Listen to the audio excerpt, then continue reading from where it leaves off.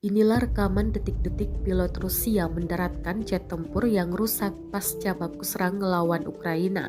Rekamannya ramai beredar di Telegram pada Sabtu 10 Desember 2022. Dalam narasi unggahan dituliskan pilot Rusia berhasil mendaratkan Su-25 dengan roda pendaratan yang rusak.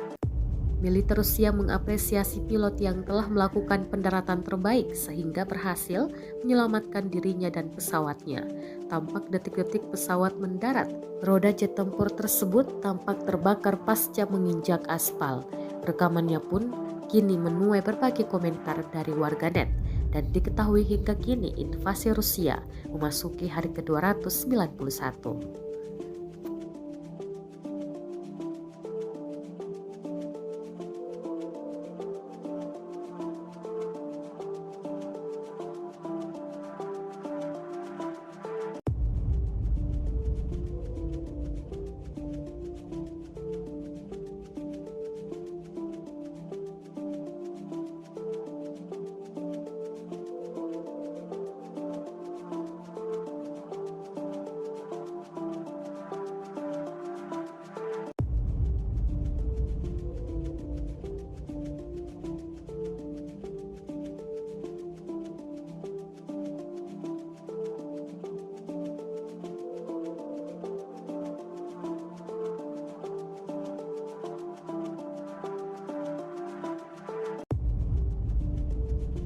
Terima kasih sudah nonton.